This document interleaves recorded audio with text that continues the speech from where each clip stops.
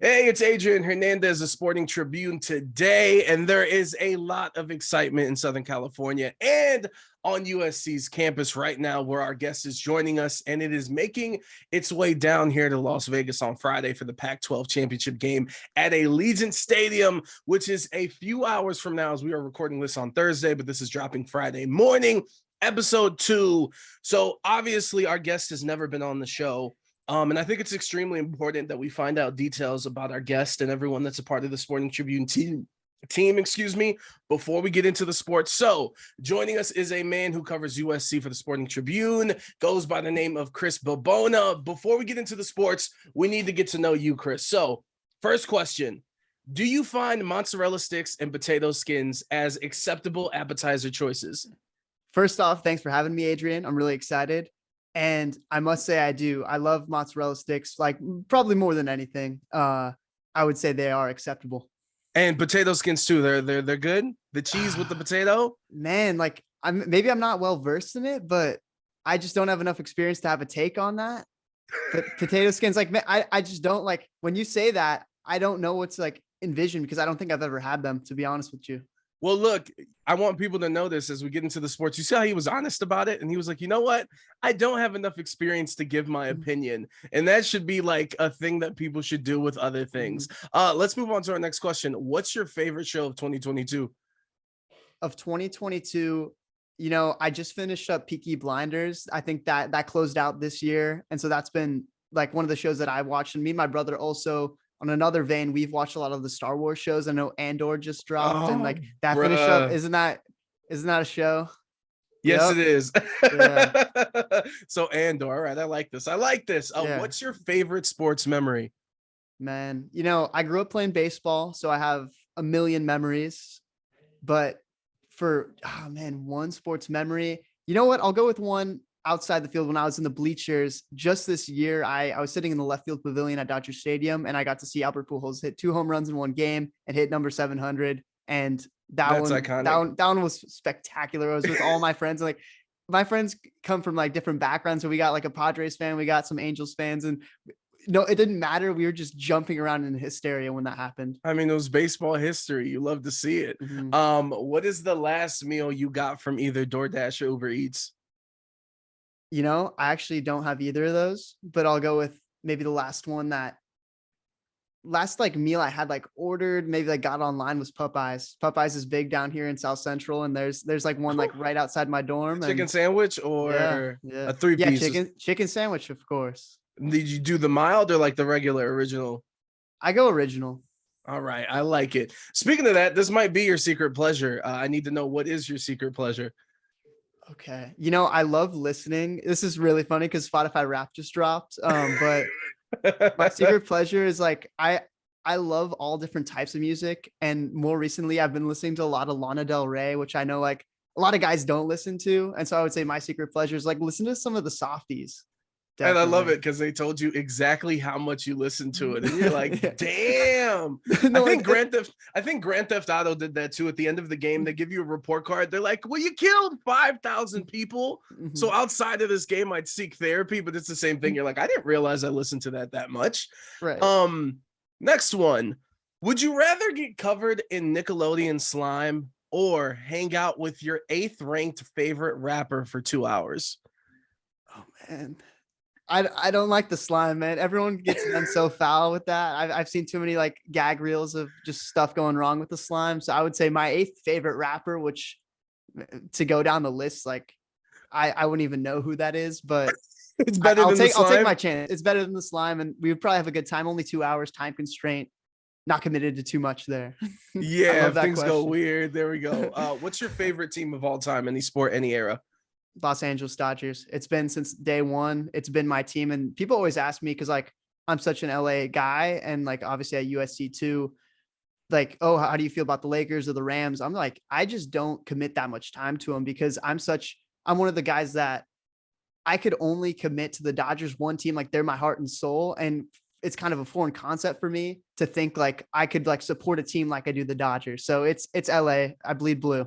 That's some true love stuff right there, which is perfectly leading into our next question. Your most hated rival, Giants? Mm-hmm, right. Like Dodgers more recently, like historically, obviously you have the Yankees, you have the Giants, maybe the Cardinals as well. Always going But Astros, aren't you?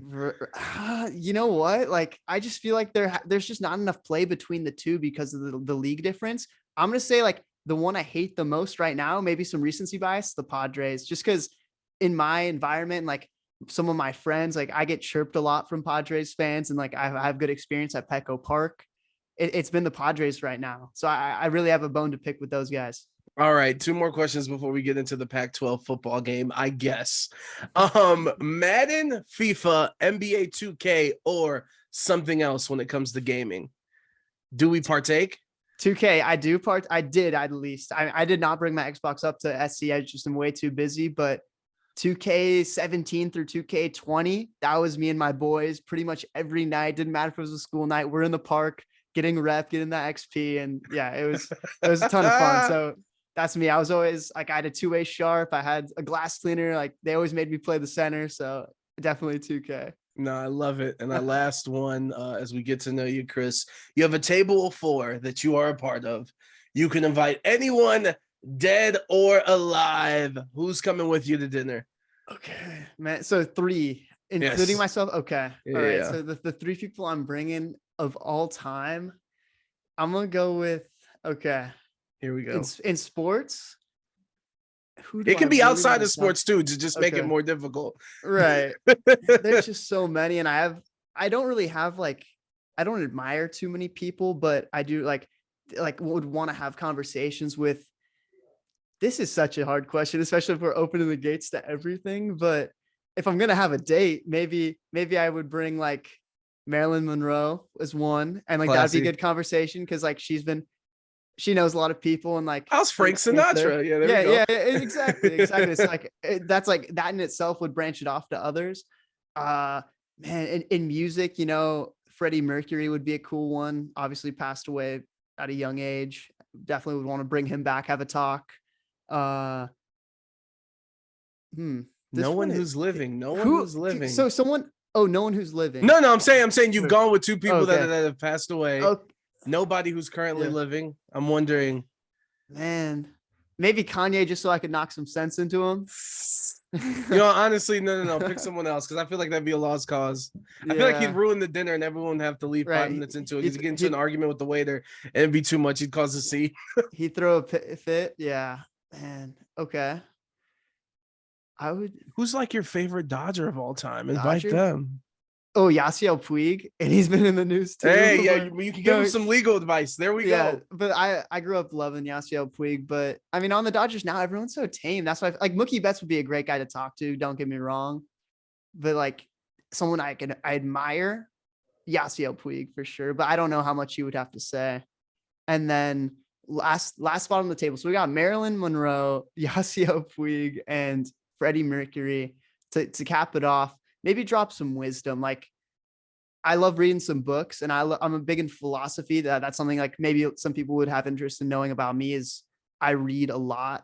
So maybe like Albert Camus or Ernest Hemingway. I know that I'm name dropping some big ones, but yeah, like to learn how they write, the writing process, talk some philosophy. I think that'd be sick.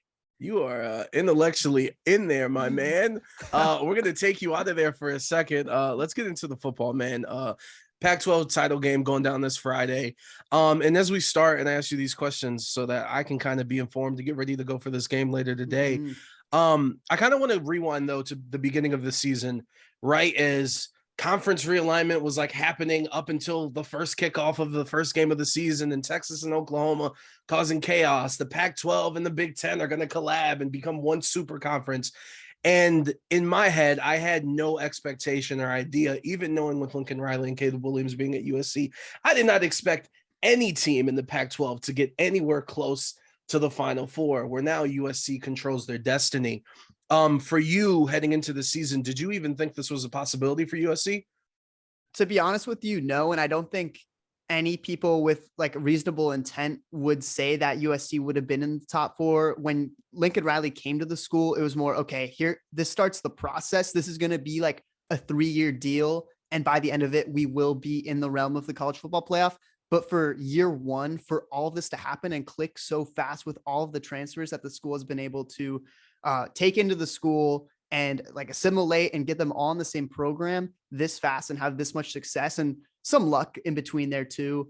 I didn't expect it. I don't think most people did, but here we are now and it's real. And I think the standard is raised. 100%. And with that, I do want to ask you too, has it been watching Caleb Williams become the front runner for the Heisman Trophy, or Lincoln Riley working his magic in his first year, that for you personally watching these games, what's been your favorite aspect of watching this team grow? It's funny that you say that, because if you put like an ISO cam on me and like had some reactions of me at the Coliseum during these Caleb Williams scrambles and these throws, I'm going ballistic. Like my friends always joke about me because I'm like losing my mind. I'm like, are you seeing this? This is just the reincarnate of like a Patrick Mahomes happening in between, like in front of our eyes. And this guy 2 weeks ago, he was 19 years old. It's so weird to think this guy is younger than me. He's going to win the Heisman and he still has at least 2 more years or another year at USC.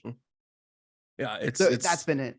Yeah, that's incredible. And it kind of, as a Buckeye myself, kind of makes me sad.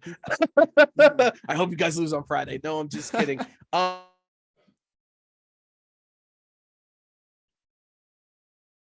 We'll fix that in post. Hold on. And our Rash Markazi tweeted out earlier this week, it looks like when it comes to this game in Allegiant Stadium, not a surprise because it seems like LA just visits Vegas every weekend, no matter if it's a holiday or not. But it looks like it's going to be 90% USC fans, maybe less than 10% for Utah fans. And of course, this is also redemption for USC. They lost to Utah earlier this year in October, their only loss on the season. For those that aren't in the know, it was a 43-42. It was a close game. Crazy game.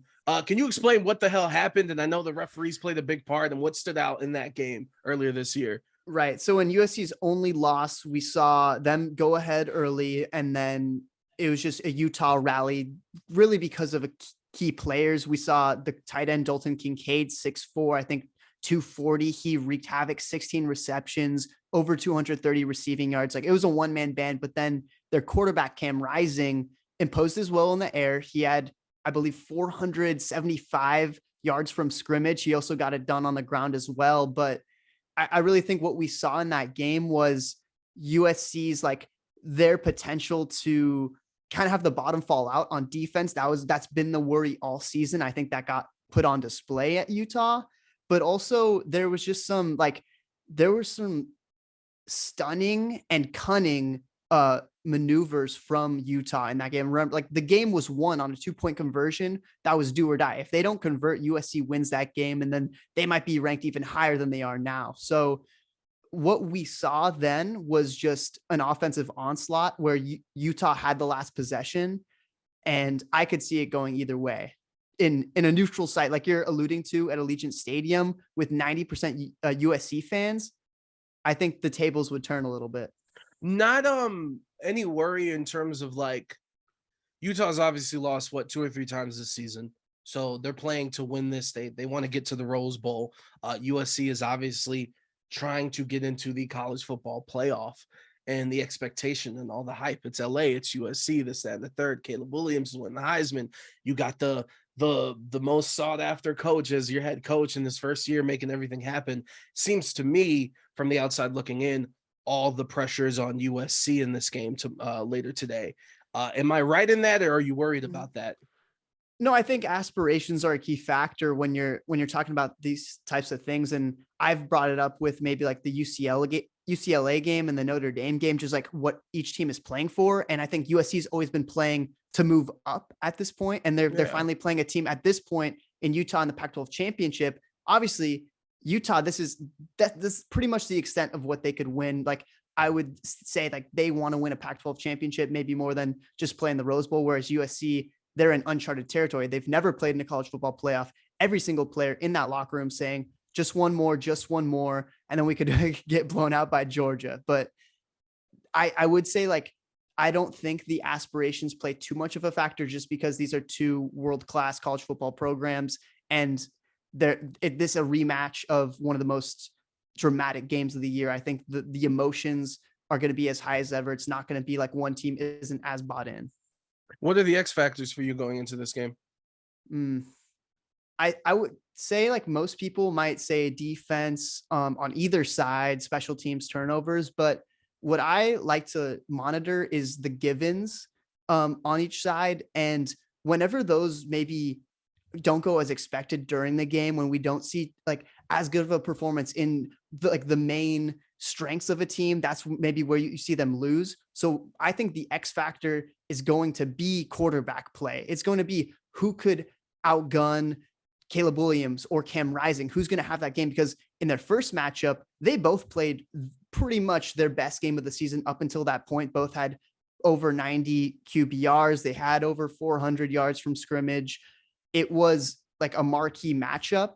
And so I honestly think the quarterback that plays the best and doesn't turn the ball over and has that insane play that everyone's going to play over and over and over again, that's going to be the one that wins, because this game is going to be a shootout. It's going to hit the over. It's going to be 38 or something like in that realm, same as we saw in Utah. It's going to come down to who has ball last, essentially. So I'm looking at what one play or one sequence alters the scoring pattern or just the momentum of the game, because I think it is going to go shot for shot. And with that being said, I need your final prediction. Mm-hmm. Pac-12 championship, USC to get into the college football playoff. How do you see it playing out? I do think that some of the trends we saw in the first game, they can be aided with just a different game plan. Like you could play to stop a tight end in coverage, and USC can contain Dalton Kincaid, unlike they did in the first matchup. So I do think that we might see more runs, which means maybe less scoring overall than the first time. But at the same time, I do think USC, it's the train's rolling. They have their goals set in mind. They're red hot too. Caleb Williams is going to win the Heisman. He just needs one more game to really stamp it, I would say. I think the final score of this game is going to be 38-34 USC. So a close one still. Hopefully it lives up to the hype of the first game. And before we get you out of here, I want to apologize before I even ask the question, because it's very open-ended, and everything in college football, like I said at the top, is changing. So we don't know what conferences and NIL and how it's going to change or anything. But USC basically hit the jackpot. They got the coach everyone wanted, and you got a premier Heisman Trophy caliber player to join in the first year of the portal and the NIL and everything. So my question is this model for USC sustainable for you? Or is it going to take to see the recruiting classes to really come in and kind of solidify everything else that can happen with the transfers? Right. By model, do you mean kind of this powerhouse offense with like suspect defense, or? I guess I'll put it this way. Do you expect this team in the future now, because of what's happened this season, and if they do get into college football playoff, if they win, like, is it okay for you now to be like, well, this is now the expectation, and have it be realistic, because USC is obviously a powerhouse. That's where they want to be, and they can be there. But do you think that's feasible now? 100%. I would think that every single player is bought into this goal of making the college football playoff. Even like I said earlier in the podcast, maybe this wasn't on any analyst's mind. The players, you just have to take it game by game. And when you're 11-1, and if you've beat like a ton of ranked teams, you're going to end up in this situation. So I think year in, year out, especially under Lincoln Riley, I think he would set that goal every single year. And like you mentioned, going on, USC is just going to get better recruits. They're only going to get better. They have Malachi Nelson. Like he's going to come in right after Caleb Williams. They'll groom him, and then he'll become the starter. So the future for USC football is as bright as pretty much it's ever been. Like they're going to make their first college football playoff if they do win on Friday. And this is the new standard. I would say 100%. Bam, there it is, coming in strong. Before we get you out of here and we go to break, Chris, just let everybody know, obviously they can read your work and everything you've done with USC this season, but where they can get your social media and see your work and everything that you're doing. 100%. I'll make it easy for you guys. I'm at Chris Bibona, no spaces, no caps. That's ChrisBibona. Twitter, Instagram, And if you want to add me on Snapchat, sure, but I don't post too many. DM me. Yeah, I don't post too much sports on there, but you're welcome to anyway. But yeah, no spaces, no caps, Chris Bibona. I'm pretty active on Twitter. I'm trying to post a little bit more, but yeah, I do publish on Daily Trojan, Annenberg Media, obviously Sporting Tribune as well. Have radio stuff too. I host the Daily Trojan podcast, Talking Trojans, Talking Troy rather, and I do also do something called Talking Trojans as well. So I'm very involved at USC. Active in these USC streets. Let's go. I am very involved in USC. I talk a lot more than football. That is for sure. A lot of volleyball, soccer, basketball, of course, some football. So yeah, definitely give me a follow if you're interested in USC stuff. I try to put it like a LA lens on some of the work I do as well. So definitely a lot there. So thank you for the plug. No, of course, Chris. Thank you for joining us. You're coming in strong. We like the takes. And I don't want to jinx anything, but if they do make the playoffs, we're going to have you on here shortly. So Chris Bibona, thank you so much for joining us. Thank you, Adrian.